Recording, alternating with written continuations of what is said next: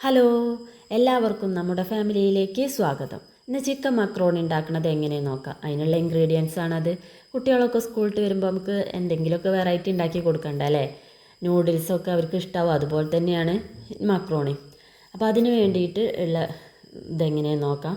കുറച്ച് വെള്ളം അടുപ്പത്ത് വെച്ചിട്ടുണ്ട്. അതിലേക്ക് ഉപ്പും വെളിച്ചെണ്ണയും ഒഴിച്ചു കൊടുത്തിട്ടുണ്ട്.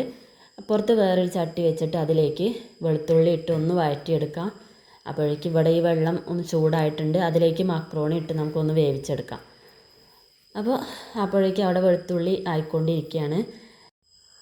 മക്രോണി ഉണ്ടാക്കാൻ വേണ്ടിയിട്ട് നമ്മൾ ചിക്കൻ കൊണ്ടുമ്പോൾ അതിന് 4-5 പീസ് എടുത്ത് വെച്ചാൽ മതി. കുട്ടികൾക്ക് അതൊരു സന്തോഷമാവും, അതിൽ ചിക്കൻ ഉണ്ടല്ലോ എന്നുള്ളത്. വെളുത്തുള്ളി നന്നായിട്ടായിട്ടുണ്ട്. അതിലേക്ക് സവാള ഇട്ട് നന്നായിട്ട് വഴറ്റിയെടുത്തിട്ടുണ്ട്. അതിലേക്ക് കുറച്ച് മഞ്ഞൾപ്പൊടി, മുളക് പൊടി ഒന്ന് ഇളക്കിയതിന് ശേഷം കുറച്ച് ചിക്കൻ മസാലേൻ്റെ പൊടിയും ചേർത്ത് കൊടുക്കുന്നുണ്ട്.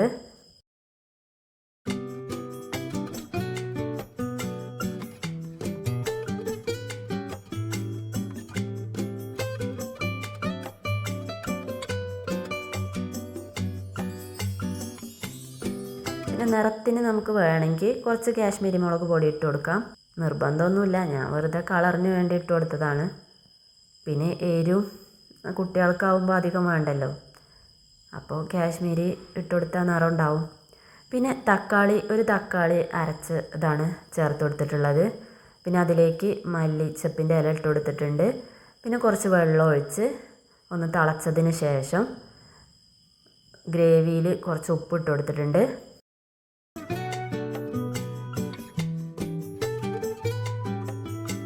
അപ്പോഴേക്കും ഇവിടെ മക്രോണി വെന്തിട്ടുണ്ട്. അതൊന്ന് ഊറ്റിയെടുത്തിട്ടുണ്ട്. അതിലേക്ക് കുറച്ച് പച്ചവെള്ളം ഒഴിച്ച് ഒന്ന് റെഡിയാക്കി വെച്ചു.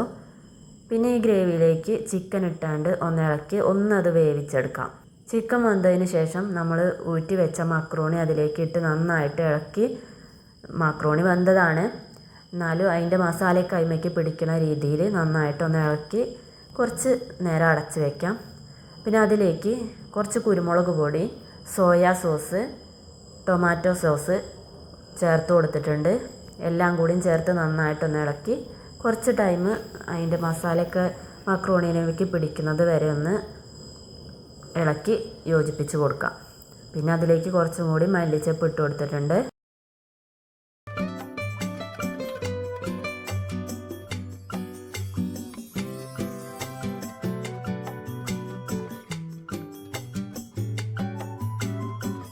എല്ലാതും കൂടി നന്നായിട്ട് ഇളക്കി മക്രോണിയിലേക്ക് യോജിപ്പിച്ചെടുത്തിട്ടുണ്ട്.